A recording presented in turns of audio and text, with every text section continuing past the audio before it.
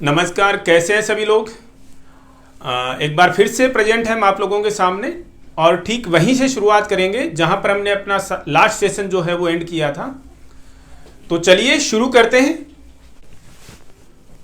हम पढ़ रहे थे होम्योस्टेसिस और होम्योस्टेसिस का रेगुलेशन हम शुरू कर चुके थे। लास्ट सेशन में हम डिस्कस कर रहे थे कि होम्योस्टेसिस का जो रेगुलेशन है वो दो सिस्टम मिलकर के करते हैं। कौन कौन सा सिस्टम? एक एंडोक्राइन सिस्टम, तो दूसरा कौन सा भाई? Nervous system.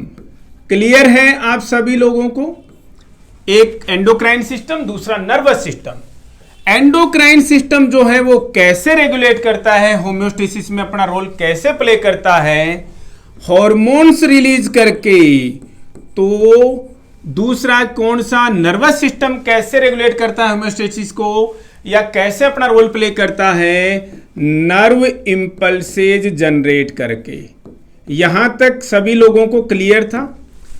दोनों के दोनों सिस्टम्स जो हैं वो एक साथ में मिलकर के क्या करते हैं? होम्योस्टेसिस को रेगुलेट करने का काम करते हैं। अब करते कैसे हैं जी? जो ये काम कर रहे हैं होम्योस्टेसिस को रेगुलेशन का, उसको बोलते क्या है? हॉर्मोन्स और नर्व सिस्टम जिस तरीके से इस काम को करते हैं उसे हम कहते हैं फीडबैक सिस्टम्स। और यहां से एग्जाम्स में दोस्तों क्वेश्चंस आते हैं फीडबैक सिस्टम को लेकर के, जिसे हम बहुत ही अच्छे से क्लियर करेंगे। What is feedback system? Feedback system के टाइप्स क्या हैं, इसके कंपोनेंट्स क्या हैं, उसके एग्जांपल्स क्या हैं, आज के सेशन में हम केवल यही डिस्कस करेंगे जहां से लगभग एग्जाम्स में क्वेश्चंस पूछे जाते हैं। देख सकते हैं यहां पर फीडबैक सिस्टम। सबसे पहले पता होना चाहिए फीडबैक सिस्टम है क्या। फीडबैक सिस्टम एक तरीके की इवेंट्स जो होती हैं उनका क्या है भाई? साइकिल है। अब आप बोलोगे सर आपने अपने तरीके से तो नहीं बताया, इवेंट्स जो होती हैं उनका साइकिल है। साइकिल ऑफ इवेंट्स है। किसका? होम्योस्टेसिस को रेगुलेट करने के लिए, होम्योस्टेसिस के लिए, बॉडी के अंदर होम्योस्टेसिस के रेगुलेशन के लिए जो इवेंट्स होती है, जो घटनाएं होती हैं, उन सब का जो साइकिल बन जाता है उसी को हम क्या कहते हैं? फीडबैक सिस्टम कहते हैं। आई रिपीट, होम्योस्टेसिस को रेगुलेट करने के लिए जो जो काम होते हैं, जो जो घटनाएं होती हैं, जो जो इवेंट्स होते हैं, उनको अगर हम सबको क्या कर दें? क्लब कर दें, बंडल बना दें, उनका जो उनका साइकिल है उसे हम क्या बोलते हैं? फीडबैक सिस्टम कहते हैं। फीडबैक सिस्टम का मतलब क्या है? फीडबैक देना। अब फीडबैक कैसा हो सकता है दोस्तों? सही भी हो सकता है, गलत भी हो सकता है, लेकिन अगर हमारी बॉडी में होम्योस्टेसिस के रेगुलेशन की अगर हम बात करेंगे तो वो सही के लिए ही होगा, चाहे से वो निगेटिव तरीके से हो रहा हो या पॉजिटिव तरीके से हो रहा हो।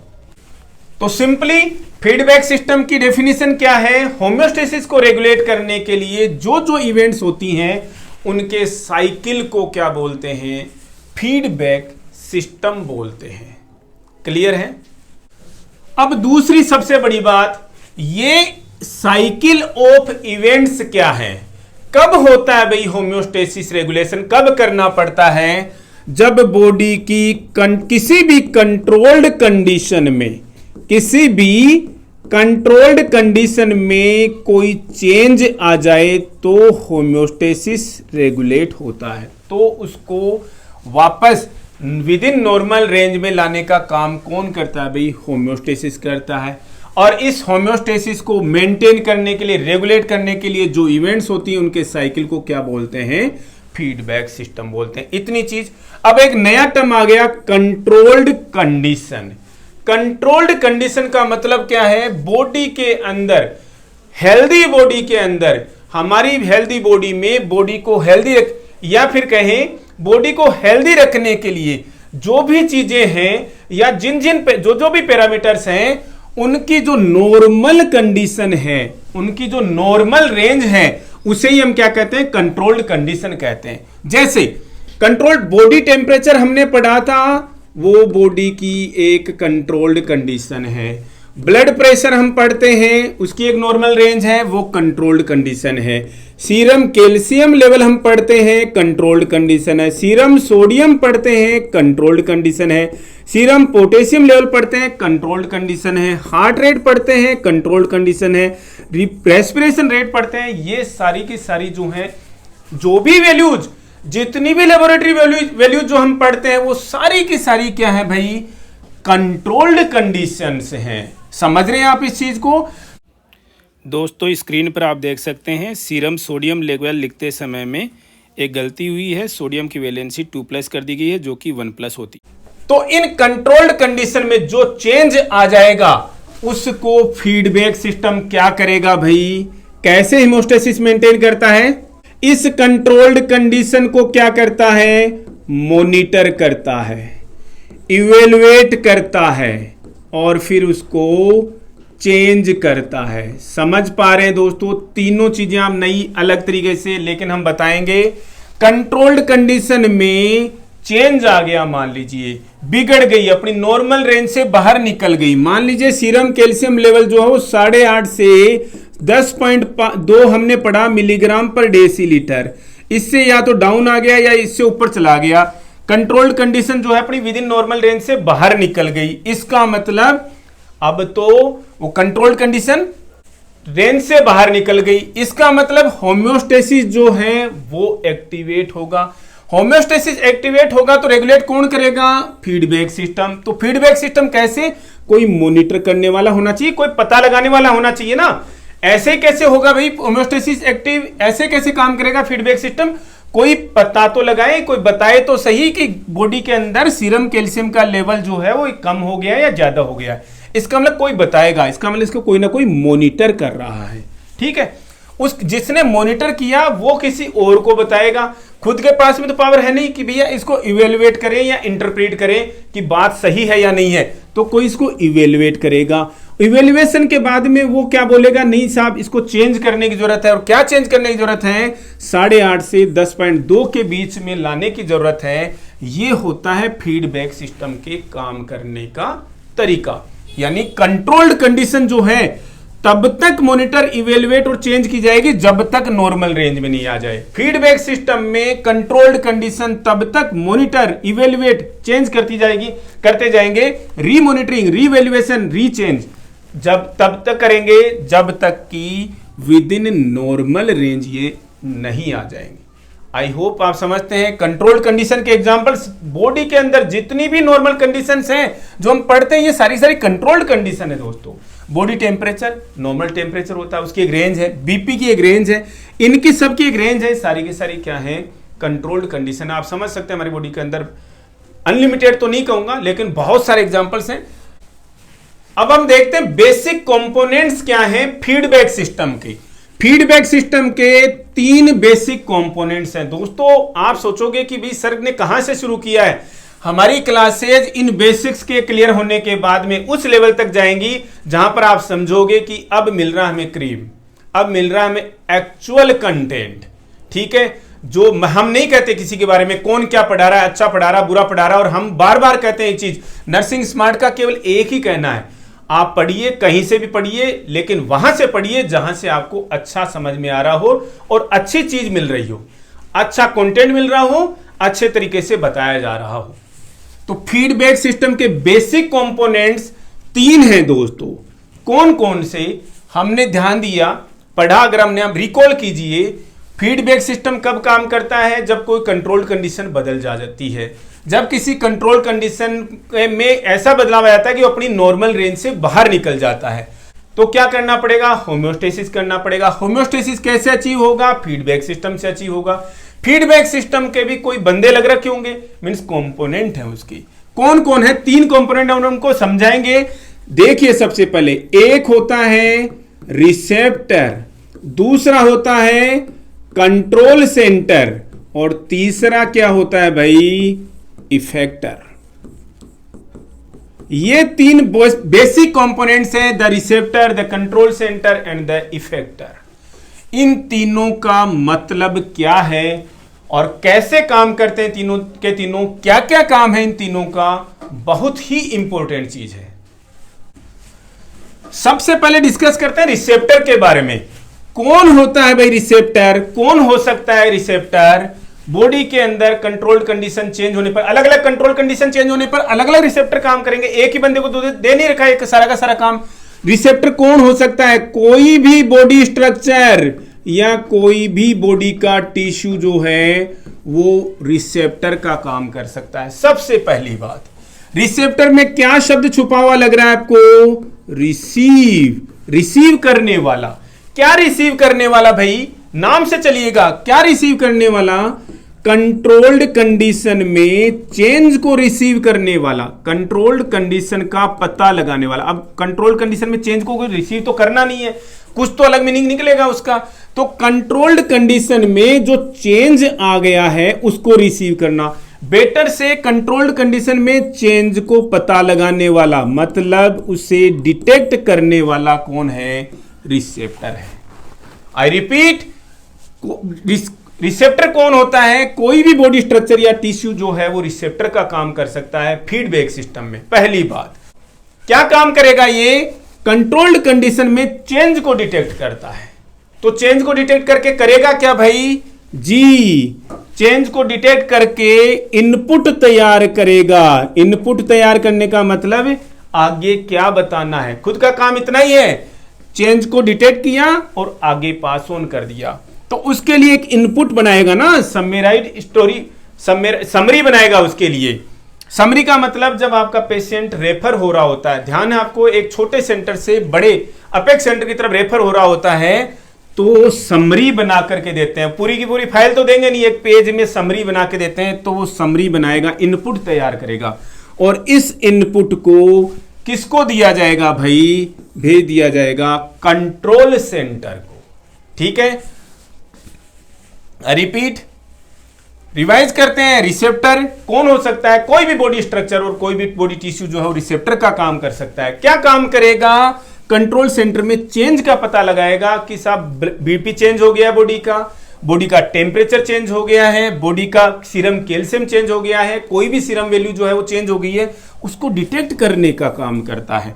डिटेक्ट करके इनपुट तैयार करेगा अपनी तरफ से अपनी बात को रखने के लिए। कई बार क्या होता है कि आप सही बात रखने जा रहे हो, सही से प्रेजेंटेशन ही नहीं दिया आपने उसकी ना, आपने उसको रिप्रेजेंट ही ठीक नहीं किया, तो आपका बॉस उस बात को सुनेगा ही नहीं, समझ नहीं पाया, डिसमिस्ड, केस डिसमिस्ड। आपने कोई पीआईएल, आपने कोर्ट को अप्रोच किया कि साहब हमारे साथ में ये अन्याय हो रहा है जी, आपने अपना मैटर जो है वो ठीक से प्रेजेंट ही नहीं किया बिफोर द ऑनरेबल कोर्ट और आपका केस वहीं रिजेक्ट हो गया। तो आपको अपना जो इनपुट है वो ठीक से तैयार करना पड़ेगा। क्यों? जज साहब के सामने, कंट्रोल सेंटर के सामने। ये काम था रिसेप्टर का। This is all about receptor. ठीक है, अब रिसेप्टर का एक एग्जाम्पल देखिए, हम छोटा सा एग्जाम्पल बताते हैं आपको। रिसेप्टर का एग्जाम्पल क्या भाई? मान लीजिए अगर हम बॉडी टेम्परेचर की बात करें, बॉडी टेम्परेचर नॉर्मल हमने कल पढ़ाई करी हमने इसकी। बॉडी टेम्परेचर में चेंज आ गया। ये चेंज दो तरीके से हो सकता है। बॉडी टेम्परेचर या तो लो हो सकता है या क्या हो सकता है भाई? हाई हो सकता है। चाहे हाइपरथर्मिया हो रहा हो, मींस फीवर हो रहा हो, या लो हो रहा हो टेम्परेचर, हाइपोथर्मिया हो रहा हो, दोनों में चेंज का पता कौन लगाएगा?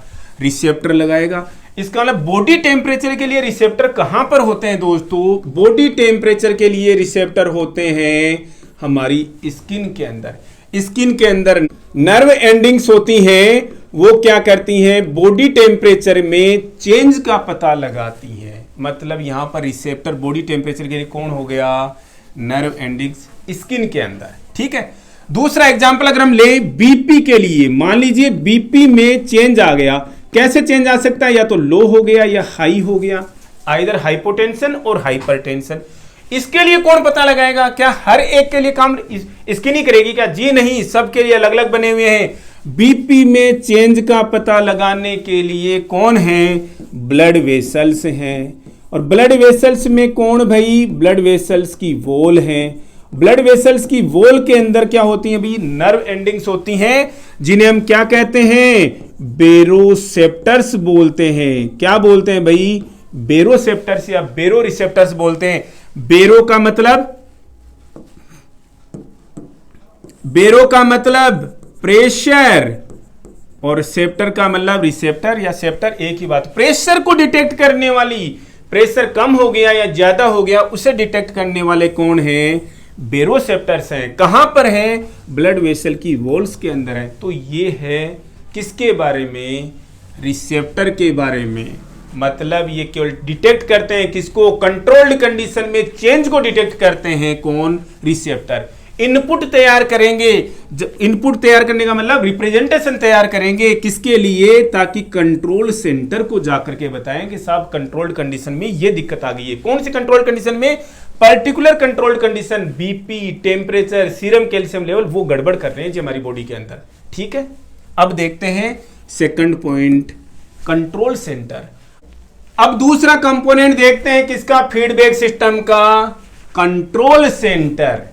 कंट्रोल सेंटर दोस्तों एक ही होना चाहिए घर के अंदर। अगर घर की कमान आपने 2 लोगों को दे दी, 3 लोगों को दे दी तो सब अपनी अपनी मर्जी से चलाएंगे, घर नहीं चलेगा। तो हमारी बॉडी की बात आ रही है तो कंट्रोल सेंटर भी क्या होना चाहिए? एक ही होना चाहिए। और आप समझ सकते हैं कंट्रोल सेंटर कौन है हमारी बॉडी का? ब्रेन। इसीलिए हमने, हमारी बॉडी ने बहुत सोच समझ करके एक ही कंट्रोल सेंटर रखा हुआ है। रिसेप्टर हर जगह से इंफॉर्मेशन लेके आने वाले बहुत सारे हो सकते हैं। आगे का जो तीसरा कंपोनेंट हम पढ़ेंगे, इफेक्टर, जो काम करेंगे लास्ट में इफेक्ट प्रोड्यूस करेंगे, वो भी बहुत सारे हो सकते हैं काम करने वाले, लेकिन दोनों को कंट्रोल करने वाला एक ही होना चाहिए। अदरवाइज सब अपनी मर्जी चलाएंगे और बॉडी की कंट्रोल कंडीशन बिगड़ जाएगी, बॉडी की हालत बिगड़ जाएगी, काम नहीं चलेगा। तो हमेशा ध्यान रखिएगा कंट्रोल सेंटर का मतलब ब्रेन। ब्रेन क्यों काम करेगा जी? अब ब्रेन क्या करेगा जी? ब्रेन क्या करेगा? इसके पास में इंफॉर्मेशन आई, कहां से? कौन इंफॉर्मेशन लेके आया इसके पास में? रिसेप्टर इंफॉर्मेशन लेके आया। रिसेप्टर से इनपुट जो है इसको रिसीव हुए। अब क्या तुरंत का तुरंत एक्ट करेगा क्या? जी नहीं, नेवर। आपने किसी की कोई इंफॉर्मेशन दी, हायर अथॉरिटीज को दी या घर में दी कि साहब घर में ऐसी गड़बड़ हो रही है, आपने अपने हेड को दी, घर के हेड को दी आपने खबर, तो क्या वो तुरंत का तुरंत एक्शन ले लेगा कि छोटा भाई मुझे मार रहा है, तो वो तुरंत का तुरंत पापा उसको मिलाकर चपाट मार देंगे क्या? नेवर। ब्रेन क्या करेगा? ब्रेन सबसे पहले क्या करेगा? जो इनपुट रिसीव हुआ है उसको इवेलुएट करेगा, इंटरप्रीट करेगा कि जो मुझे इंफॉर्मेशन प्राप्त हुई है, इंफॉर्मेशन रिसीव हुई है, वो सही है या नहीं। इंफॉर्मेशन क्या रिसीव हुई रिसेप्टर से कि बॉडी का बीपी जो है वो गिर गया है, या बॉडी का बीपी जो है वो ज्यादा हो गया है, बॉडी का टेम्परेचर कम हो गया है, बॉडी का टेम्परेचर ज्यादा हो गया। ब्रेन पता लगाएगा इस बात का कि जो स्किन के नर्व एंडिंग्स जो हैं वो मेरे पास सूचना लेके आए हैं वो सही है या नहीं है। पता लगा कि इंफॉर्मेशन रिसीव्ड इज करेक्ट, तो ब्रेन क्या करेगा भाई? कमांड देगा। और कमांड को क्या बोलेंगे? आउटपुट कमांड्स तैयार करेगा। क्या करेगा भाई? आउटपुट कमांड्स तैयार करता है। क्लियर है? और ये आउटपुट कमांड्स किस फॉर्म में हो सकती है? किसी हार्मोन की फॉर्म में हो सकती है, किसी नर्व इंपल्स की फॉर्म में हो सकती है, या फिर किसी केमिकल सिग्नल की फॉर्म में हो सकती है। समझ में आते जाएगा दोस्तों। आउटपुट कमांड जो हार्मोन की फॉर्म में हो सकती है, केमिकल सिग्नल की फॉर्म में हो सकती है, नर्व इंपल्स की फॉर्म में हो सकती है। और ये आउटपुट कमांड किसको जाएंगी? किसको जाएंगी भाई? तीसरा जो कंपोनेंट है कौन? The effector. रिपीट कर रहा हूं कि कंट्रोल सेंटर कौन है? ब्रेन है। ब्रेन कंट्रोल का काम करता है, एक ही है पूरी बॉडी के अंदर फीडबैक सिस्टम का कंट्रोल सेंटर, और वो कौन? ब्रेन। ब्रेन ने क्या किया? जो रिसेप्टर से इंफॉर्मेशन रिसीव हुई, जो इनपुट रिसीव हुआ, उसको इवेल्युएट किया, इंटरप्रीट किया, पता लगाया कि वाकई सही है क्या। अब तीसरा और लास्ट कंपोनेंट है फीडबैक सिस्टम का कौन? The effector. नाम से क्या लग रहा है भाई? किस शब्द से बना है ये? इफेक्ट से बना है। मतलब ये इफेक्ट प्रोड्यूस करता है, ये चेंज लेकर के आता है। समझ पा रहे हैं आप इस चीज को? ये चेंज या इफेक्ट प्रोड्यूस करेगा। कौन हो सकता है? रिसेप्टर की तरह से कोई भी बॉडी स्ट्रक्चर या कोई भी बॉडी का ऑर्गन या कोई भी बॉडी का टिश्यू जो है वो किसका काम कर सकता है? इफेक्टर का काम कर सकता है। किसके कहने पे काम करेगा ये?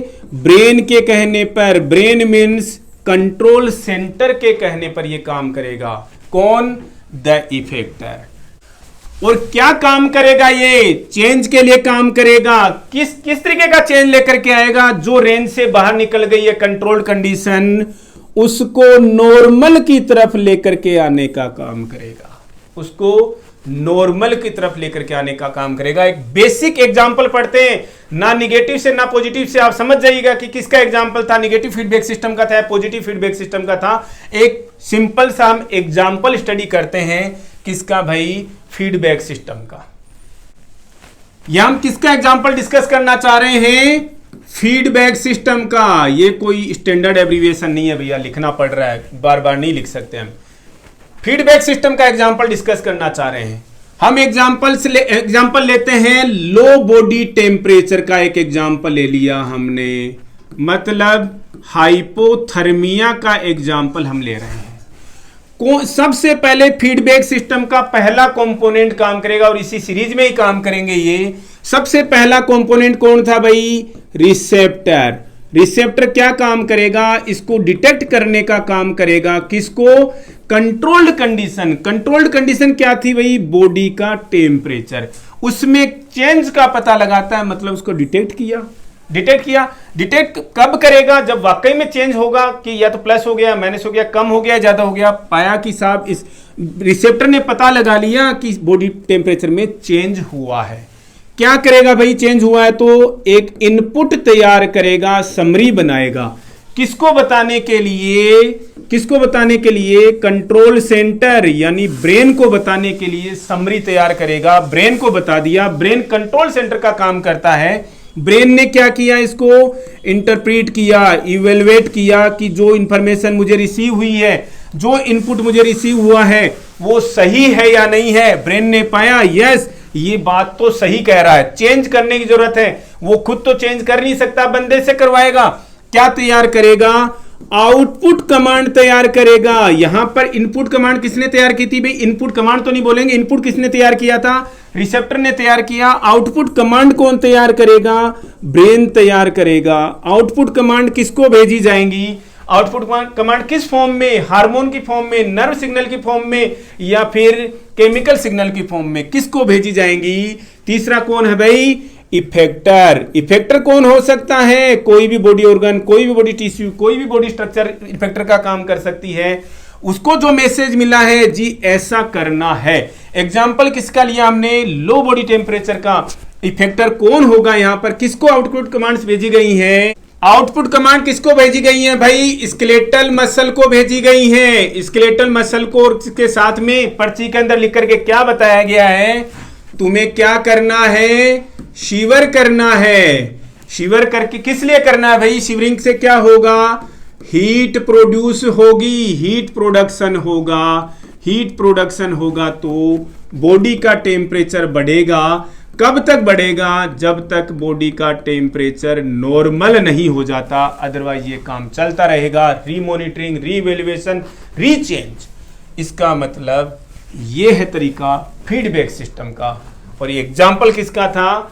हम अभी पॉजिटिव और निगेटिव फीडबैक सिस्टम आपको पढ़ाएंगे, उसके बाद में खुद से समझिएगा कि ये किसका एग्जाम्पल था, निगेटिव था या पॉजिटिव फीडबैक सिस्टम था। आप समझ पा रहे हैं कि कैसे फीडबैक सिस्टम काम करता है। अब हम देखेंगे फीडबैक सिस्टम के टाइप्स कितने हैं। दो ही टाइप हैं दोस्तों, एक निगेटिव फीडबैक सिस्टम, एक पॉजिटिव फीडबैक सिस्टम। हम सबसे पहले निगेटिव फीडबैक सिस्टम पढ़ेंगे। निगेटिव फीडबैक सिस्टम क्यों पढ़ रहे हैं हम यहां पर? क्योंकि हमारी बॉडी के अंदर जितने फीडबैक सिस्टम्स हैं 99% निगेटिव फीडबैक सिस्टम्स ही हैं।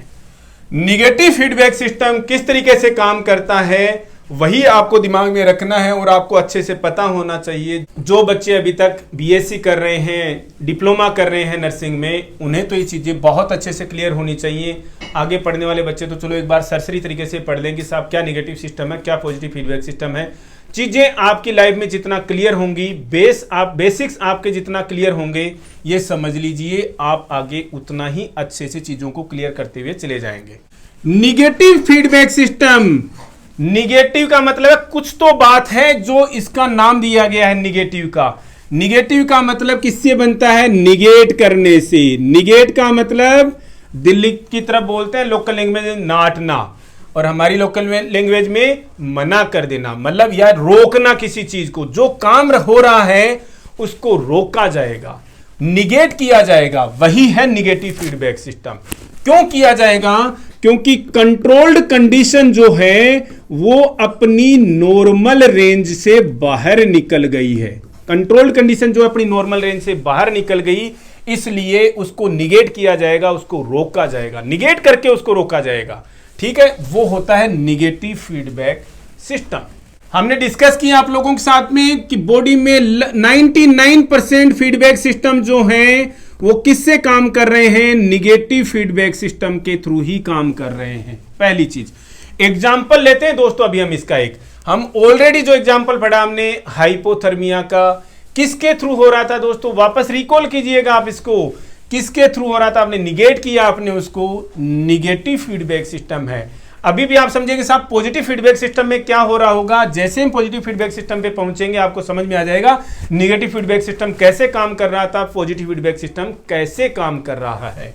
निगेटिव फीडबैक सिस्टम का डेफिनेशन अगर हम बात करें तो मतलब जो भी कंट्रोल्ड कंडीशन में चेंज आया है उसको नॉर्मल लाने के लिए जो हो रहा था उसको निगेट करना पड़ेगा। जो चेंज आ गया है उसको क्या करना पड़ेगा? रिवर्स करना पड़ेगा। अब एग्जाम्पल पढ़िए आप इसका। मान लीजिए बॉडी का ब्लड प्रेशर जो है वो बढ़ गया। हमने एग्जाम्पल किसका लिया? इंक्रीड ब्लड प्रेशर का हम एग्जाम्पल ले रहे हैं। जो नॉर्मल कंडीशंस में अगर नॉर्मली अगर बीपी बढ़ जाए तो हमारी बॉडी अपना मेंटेन करने का कैसे काम करती है, होम्योस्टेसिस कैसे काम करता है, फीडबैक सिस्टम के थ्रू कैसे काम करता है।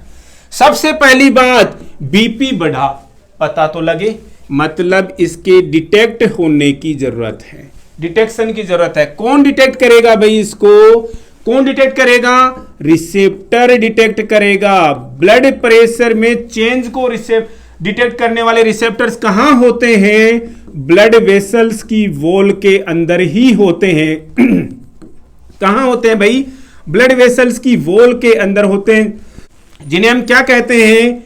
बैरोसेप्टर्स कहते हैं। याद रखिएगा दोस्तों, बैरोसेप्टर्स होते हैं जो कि बीपी में चेंज को डिटेक्ट करते हैं, प्रेशर में चेंज को डिटेक्ट करते हैं।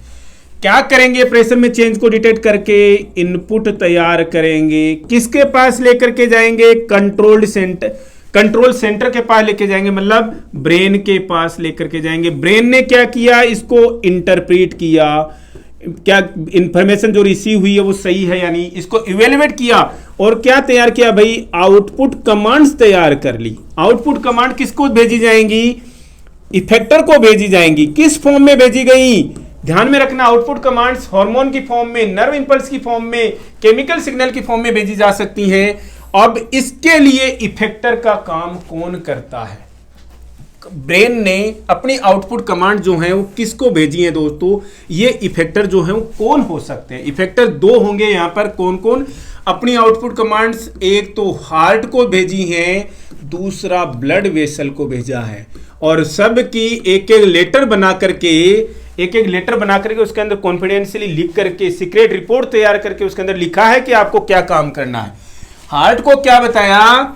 हार्ट को क्या बताया भाई? अपनी हार्ट रेट को थोड़ा सा स्लो डाउन कीजिए ताकि ब्लड वेसल्स में ब्लड जो है वो धीमे से पहुंचे। अपनी हार्ट रेट को कम कीजिए। हार्ट को तो ये बोला। ब्लड वेसल्स को क्या बोला भाई? ये ब्लड वेसल जो अभी थी ब्लड इंक्रीड बीपी के साथ में, आप अपने आप को थोड़ा सा वाइडन कर लीजिए, थोड़ा सा फैल जाइए। दोस्तों जब भीड़ मच रही होती है तो धक्का लगता है, आपस में भीड़ मच रही है तो धक्का लगता है, तो हम क्या कहते हैं? थोड़े थोड़े फैल जाइए, तो वाइड हो जाइए। दो काम बोले किसको? हार्ट को एक काम बोला, एक ब्लड वेसल को बोला। हार्ट को बोला कि साहब अपनी हार्ट रेट को आप बढ़ा दीजिए, घटा दीजिए। ब्लड वेसल को बोला कि भाई आप थोड़े से वाइड हो जाइए। दोनों का रिजल्ट क्या होगा भाई? ब्लड वेसल को धक्का लगना कम हो गया। जब धक्का लग रहा था तभी तो पता लगा ना, इसको ज्यादा धक्का लग रहा था तभी तो डिटेक्ट किया बैरोसेप्टर्स ने। धक्का लगना कम हो गया, हार्ट रेट कम हो गई, तब भी धक्का लगना कम हो गया, मतलब ब्लड प्रेशर जो हो कम होगा। कम का मतलब नॉर्मल की साइड आएगा, और जैसे ही नॉर्मल आएगा ऑटोमेटिकली ये काम बंद हो जाएगा। क्या किया गया? निगेट किया गया, जो चेंज हुआ उसको रिवर्स किया गया, ज्यादा हो रहा था उसको कम किया गया। मतलब साफ सी बात है, निगेटिव फीडबैक सिस्टम में जो चीज क्या हो रही थी, ज्यादा हो रही थी, उससे कम की जाएगी, और जो चीज कम हो रही है उसको ज्यादा किया जाएगा। यही होता है निगेटिव फीडबैक सिस्टम, उल्टा करना। ठीक है, निगेटिव लोग ऐसे ही होते हैं दोस्तों, उल्टे काम करते हैं सारे के सारे। लेकिन एक बात बता दूं आपको मैं, निगेटिव लोग हमेशा अपनी लाइफ में, पर्सनल लाइफ में चाहे जितने निगेटिव रहें, दूसरे लोगों के लिए चाहे जितने निगेटिव रहें, लेकिन उनसे भी सीखने को मिलता है। एग्जाम्पल बता दूं दोस्तों, रामायण से आपको बेहतर उठा करके एक तरीके से, राम जी हमारे सबके आदर्श रहे हैं। रावण ने निगेटिव कैरेक्टर प्ले किया, समझ लो हमेशा निगेटिव रहा वो बंदा। इसका मतलब ऐसा नहीं है कि रावण हमेशा ही निगेटिव था, तो उससे सीखने को कुछ नहीं मिलेगा। अगर राम जी कहें कि भाई वो होता है जो सुख में दुख में साथ दे, बहुत शालीनता से बोलेंगे राम जी, इस बात को बहुत शालीनता से बोल रहे हैं। लेकिन रावण इसी बात को बोलेगा तो बहुत ही ज्यादा इन्फ्लुएंसिंग होगी उसकी ये बात, और ज्यादा आकर के टच करेगी। तो दोस्तों बार बार बोलता हूं, निगेटिव लोग भी हमें प्रेरणा देते हैं। निगेटिव लोग जैसे यूनाइटेड रहते हैं, वैसे हमें भी यूनाइटेड रहने की प्रेरणा देते हैं। दुनिया में, इस सोसाइटी में 90% लोग जो हैं वो निगेटिव हैं। ट्रूथ डेटा दे रहा हूं दोस्तों, आप बोलोगे सर कहां से उठा के ले आए। 90% लोग निगेटिव हैं। ठीक ऐसे ही जैसे 99% निगेटिव फीडबैक सिस्टम से काम हो रहा है हमारी बॉडी के अंदर, वैसे ही 10% केवल पॉजिटिव लोग हैं दोस्तों इस सोसाइटी के अंदर। वो 10% हमेशा इनके ऊपर भारी रहेंगे। देख लीजिएगा दोस्तों अपनी पर्सनल लाइफ में भी। तो निगेटिव लोग हमेशा गलत ही नहीं होते, मतलब निगेटिव लोगों से कुछ सीखने को भी हम पा सकते हैं। सिंपल सी बात है, निगेटिव फीडबैक सिस्टम कैसा काम करेगा, जो चीज हो रही है, जो चेंज हो गया उसको उल्टा करके, ज्यादा हो रही थी कम किया जाएगा, कम हो रहा था ज्यादा किया जाएगा। एग्जाम्पल हमने बेस्ट पढ़ लिया यहां पर इसका, निगेटिव फीडबैक सिस्टम का। जितनी मैक्सिमम चीजें हो रही है बॉडी के अंदर हेमोस्टेसिस को मेंटेन करने के लिए, सारी की सारी निगेटिव फीडबैक सिस्टम को लेकर के हो रही है। मैंने तो अभी आज तक, मैं ऑनेस्टली बोल रहा हूं, मुझे 2 पॉजिटिव फीडबैक सिस्टम पता है। किसी को पता हो तो कमेंट बॉक्स में लिख करके हमें बताइएगा कि सर एक पॉजिटिव फीडबैक सिस्टम ये भी होता है। आप ये समझ लीजिएगा कि आपको, जब मुझे आज तक कोई तीसरा पॉजिटिव फीडबैक सिस्टम का एग्जाम्पल नहीं मिला है, तो बॉडी के अंदर पॉजिटिव फीडबैक सिस्टम से बहुत ही कम होमोस्टेसिस मेंटेन हो रहा है, या बहुत ही कम फीडबैक सिस्टम से, बहुत ही कम फीडबैक सिस्टम ऐसे हैं जो कि पॉजिटिव फीडबैक सिस्टम से हो रहे हैं। अगला टाइप है फीडबैक सिस्टम का पॉजिटिव फीडबैक सिस्टम। दोस्तों समझ में नहीं आता लोगों को कि निगेटिव और पॉजिटिव फीडबैक सिस्टम क्या होते हैं। इतना खोल करके, इतना अनफोल्ड किया है दोनों को कि समझने की दिक्कत ही नहीं होनी चाहिए। वापस रिकॉल कर रहा हूं, निगेटिव फीडबैक सिस्टम में जो चीज हो रही थी उसको रिवर्स किया जाएगा।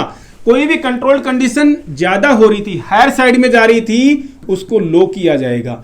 कोई भी कंट्रोल कंडीशन लो हो रही थी, उसको हायर साइड में ला करके किस लिए किया गया, नॉर्मल लाने के लिए किया गया। इसका मतलब पॉजिटिव फीडबैक सिस्टम में क्या होगा, कोई चीज ज्यादा हो रही है तो उसको ज्यादा ही किया जाएगा, कोई चीज ज्यादा हो रही है तो उसको ज्यादा ही किया जाएगा, मतलब उसको और ज्यादा स्ट्रेंथन किया जाएगा। आप सोचोगे कि सर ऐसे तो कैसे बात बनेगी, कंट्रोल्ड कंडीशन चेंज हो गई और उसका आप ऐसे बढ़ावा दे रहे हो, ये तो बड़ी गड़बड़ हो जाएगी, सोसाइटी खराब, इसकी वजह से तो हमारी बॉडी में डिस्टर्बेंस आ जाएगा। जी नहीं, एग्जाम्पल सुन करके आप भी कहेंगे जी सर ऐसा हो, ऐसे पॉजिटिव फीडबैक सिस्टम था तभी ये काम हो पाया, अदरवाइज तो काम नहीं हो पाता।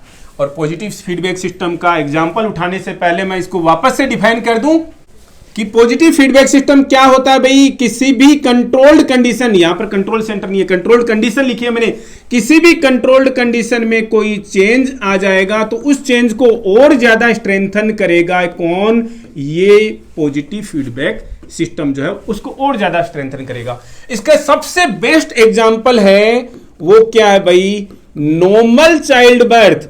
और दोस्तों जो लिख रहा हूं उसको ध्यान से देखिएगा, मैंने इसको नॉर्मल चाइल्ड बर्थ ही क्यों लिखा है और कोई क्यों नहीं लिखा। नॉर्मल चाइल्ड बर्थ क्या होता है भाई, नॉर्मल चाइल्ड बर्थ के अंदर शुरू में यूट्राइन कॉन्ट्रैक्शंस जो हैं वो स्टार्ट होते हैं, और तो सब कुछ हम पढ़ेंगे मिडवाइफरी में। सबसे पहले क्या शुरू हुआ, यूट्राइन कॉन्ट्रैक्शंस शुरू हुए, किसके इफेक्ट में भाई, ऑक्सीटोसिन के इफेक्ट में। इतना तो पता है भाई सभी लोगों को, under effect of oxytocin uterine contraction शुरू हो गए। यूट्राइन कॉन्ट्रैक्शन का रिजल्ट क्या आएगा, ये फीटस को आगे धक्का मारेगा, यूट्राइन कॉन्ट्रैक्शन से क्या होगा, फीटस जो है वो आगे की तरफ में पुश होगा। आगे कौन मिलेगा दोस्तों इसको, सर्विक्स। सर्विक्स वो है दोस्तों सोसाइटी के निगेटिव लोगों में से, पॉजिटिव फीडबैक सिस्टम पढ़ रहे हैं हम यहाँ पर। सर्विक्स वो निगेटिव पर्सन है, वो निगेटिव पर्सनैलिटी है जो कि अच्छा काम हो रहा है, ये अच्छा काम हो रहा है कि बुरा काम हो रहा है भाई, यूट्राइन कॉन्ट्रैक्शन से आकर के फीटस आगे जा रहा है। और क्या होना है, हमारा अल्टीमेट गोल क्या है, ऑब्जेक्टिव क्या है, डिलीवरी कराना, फीटस की डिलीवरी। लेकिन इसको दिक्कत किसको हो गई भी, सर्विक्स ने रोना शुरू कर दिया बीच में, काम अच्छा होने जा रहा था, निगेटिव बंदा बैठा हुआ बीच में रोना शुरू कर दिया। क्या रोई भाई, क्यों रोई, सबसे पहले तो बताते हैं आपको हम ये सर्विक्स की वॉल के अंदर क्या होते हैं भाई, सर्विक्स की वॉल के अंदर स्ट्रेच। क्यों रोई भाई ये, क्योंकि सर्विक्स जो है वो क्या होती है, स्ट्रेच होती है। क्यों, क्योंकि फीटस उधर से गुजर रहा है, तो ये क्या होगी, स्ट्रेच होगी। स्ट्रेच होगी तो इसने रोना शुरू कर दिया, इसका रोना धोना शुरू हो गया भाई। स्ट्रेच का कैसे पता लगा, क्योंकि इसके स्ट्रेच रिसेप्टर्स होते हैं इसकी वॉल के अंदर, जिन्होंने पता लगा लिया कि भाई कोई तो इधर से आ रहा है, नहीं जाने देंगे। गांव में बड़ी प्रॉब्लम है दोस्तों, ये गांव में मैक्सिमम प्रॉब्लम है कि यार घर अच्छी जगह पर है लेकिन रास्ता नहीं है नॉर्मल। अरे यार हद हो गई, मतलब आप उसको जाने का रास्ता दे दीजिए, वो एरोप्लेन खरीदेगा क्या उसके अपने घर में जाने के लिए, खेत में जाने के लिए। तो गांव की बड़ी प्रॉब्लम है। ऐसे ये सर्विक्स को बड़ी प्रॉब्लम है। देखो हमारी बॉडी के अंदर ऐसे निगेटिव लोग रह रहे हैं कि साहब हम नहीं जाने देंगे जी, कोई दिक्कत नहीं बेटा, तेरा भी इलाज है। सर्विक्स ने रोना धोना मचाया स्ट्रेच पर, क्योंकि स्ट्रेच रिसेप्टर्स थे और स्ट्रेच रिसेप्टर्स ने पता लगाया कि यहां से कोई गुजर रहा है। रोना धोना किसके सामने किया, इनपुट तैयार करके ब्रेन को बताया कि साहब यहां से कोई गुजर रहा है, हमें दिक्कत हो रही है। ब्रेन का दोस्तों अब वापस ध्यान देना कि भाई आप लोग इसको बड़ा लाइटली ले रहे होंगे कि ब्रेन इवेलुएट करता है, इंटरप्रेट करता है हर इनपुट को कि सही बोल रहे हो कि गलत बोल रहे हो। ब्रेन ने बोला बेटा तेरी प्रॉब्लम है हम समझते हैं, लेकिन तू थम थोड़ी देर, हम तेरा भी ना कर देते हैं तेरे लिए बेटा, हम तेरे लिए कोई ठीक सा इलाज ढूंढते हैं। ब्रेन ने क्या किया दोस्तों, इंटरप्रेट किया, इवेलुएट किया। क्या इवेलुएट किया कि जो सर्विक्स है वो सही नहीं है अपनी जगह पर, सही कौन है, जो चेंज हो रहा था, कौन, यूट्राइन कॉन्ट्रैक्शन सही है, मतलब इनको रोकना नहीं है। तो दोस्तों सभी से रिक्वेस्ट है, अगर आपकी सोसाइटी में कोई अच्छा काम कर रहा है तो उसके काम में बाधा नहीं बनना है आपको, उसको हमेशा प्रोत्साहित करना है। सर्विक्स नहीं बनना है, सर्विक्स नहीं बनना है, ब्रेन बन करके डिसाइड करना है कौन सही कर रहा है कौन सही नहीं कर रहा। जो सही कर रहा है कम से कम आप कुछ नहीं करो, उसके कम से कम उसके साथ में लाइन में खड़े हो जाओ, पीछे ही खड़े हो जाओ, ताकि उसका कम से कम हौसला बना रहे। यूट्राइन कॉन्ट्रैक्शंस का, यूट्रस का, यहां पर यूट्रस का हौसला बनाए रखने की जरूरत है। और ये काम कोई ना करे, सर्विक्स चाहे इतनी टांग अड़ा ले, ब्रेन करेगा। ब्रेन ने क्या बोला बेटा तू रुक, हम देखते हैं ब्रेन ने क्या किया, और ऑक्सीटोसिन रिलीज के आदेश दे दिया। और ऑक्सीटोसिन रिलीज होगा तो यूट्राइन कॉन्ट्रैक्शंस और ज्यादा बढ़ेंगे, यूट्राइन कॉन्ट्रैक्शंस बढ़ेंगे तो फीटस और आगे जाएगा, सर्विक्स को और दिक्कत होगी, वापस कंप्लेंट करेगा। स्ट्रेस रिसेप्टर्स पता लगा करके ब्रेन के पास में, साहब क्या कर रहे हो, कि बेटा रुक हम और करते हैं बेटा तेरे लिए इलाज। और ऑक्सीटोसिन रिलीज होगा, और ऑक्सीटोसिन रिलीज होगा तो यूट्राइन कॉन्ट्रैक्शंस बढ़ते चले जाएंगे। दोस्तों थोड़ा सा रोक रहा हूं, हो क्या रहा है, जो चेंज हुआ ये मत देखिए कि माइनस हुआ था, कम हो रहा था, ज्यादा हो रहा था। जो चेंज हुआ उसको रोका नहीं गया, उसको और ज्यादा बढ़ावा दिया गया। मतलब जो चेंज हो रहा था उसको और ज्यादा स्ट्रेंथन किया गया। जैसे निगेटिव पर्सन को दिक्कत हो रही है, नेगेटिव पर्सन को हमेशा दिक्कत होगी। और ये चेंज और ये ऑक्सीटोसिन, ब्रेन जो ऑक्सीटोसिन कब तक रिलीज कराता रहेगा, जब तक इस फीटस की डिलीवरी नहीं हो जाती, जब तक फीटस की डिलीवरी नहीं हो जाती। तो आप कहोगे सर अब इसको निगेट करने की जरूरत है क्या? जी नहीं, जो निगेटिव पर्सन था वही मर गया, मतलब मरा तो नहीं है यहां पर। जो निगेटिव पर्सन था उसने रोना धोना बंद कर दिया। क्यों रोना धोना बंद कर दिया भाई? उसका रोना धोना था केवल इन स्ट्रेस रिसेप्टर्स के बेसिस पर। जैसे ही फीटस की डिलीवरी हुई, उन स्ट्रेस रिसेप्टर्स ने सर्विक्स को बताना बंद कर दिया। इन निगेटिव पर्सन्स के जो बंदे भेजे हुए थे ना, जो चुगलीखोरी करते थे, वो बंद हो गए, वो खत्म हो गए सारे के सारे। तो यहां से रोना धोना बंद हो गया। ब्रेन के पास में ऐसी कोई इंफॉर्मेशन नहीं जा रही। यूट्राइन कॉन्ट्रैक्शंस के लिए जो ज्यादा ऑक्सीटोसिन जा रहा था उसको स्लो डाउन कर दिया गया। मतलब मतलब क्या हुआ भाई, इसका रोना धोना बंद हो गया और जो काम था वो हो गया, फिटनेस की डिलीवरी हो गई। मतलब क्या कहें, जो चेंज हुआ था उसको रोका नहीं गया, जो चेंज हुआ था उसको रोका नहीं गया, लास्ट में अपने आप रुका है, उसको रोका भी नहीं किसी ने, बल्कि उसको स्ट्रेंथन किया गया। जो कोई मुहिम लेकर के चले थे पॉजिटिव काम के लिए, उसको आगे तक ले जाने के लिए, मुहिम क्या थी, डिलीवरी ऑफ फिटनेस। ये है सबसे best example positive feedback system का। और दोस्तों इतना जोर देकर के हमने क्यों बताया है, ज्यादा तो इसके लिए बताया है कि जो बीएससी नर्सिंग पढ़ रहे हैं बच्चे, एग्जाम में क्या लिखेंगे। दूसरा, जो आप कॉम्पिटिशन्स की तैयारी कर रहे हो, कैसे याद रखा जाएगा कि पॉजिटिव फीडबैक सिस्टम का एग्जांपल क्या है और लाइफ लॉन्ग कैसे याद रखोगे। दोस्तों आई चैलेंज कि आप जिंदगी में कभी नहीं भूलोगे अगर इस फीडबैक सिस्टम को आपने ठीक से यहां पर पढ़ लिया है कि पॉजिटिव फीडबैक सिस्टम किस तरीके से काम करता है। मैंने वीडियो के शुरू में बोला फीडबैक सिस्टम्स के टाइप्स पढ़ाते समय कि मैंने अभी तक केवल 2 एग्जांपल्स पढ़े हैं पॉजिटिव फीडबैक सिस्टम के। एक मैंने बता दिया नॉर्मल चाइल्ड बर्थ, तो दूसरा क्या है, एक्सेसिव ब्लीडिंग हो जाने पर जो हीमोस्टेसिस होता है वो भी पॉजिटिव फीडबैक सिस्टम का टाइप है। पढ़ेंगे कब पढ़ेंगे, ब्लड में पढ़ेंगे, हीमोस्टेसिस के समय में, नॉट होम्योस्टेसिस, हीमोस्टेसिस में पढ़ेंगे हम इसको, पॉजिटिव फीडबैक सिस्टम का एक और एग्जांपल।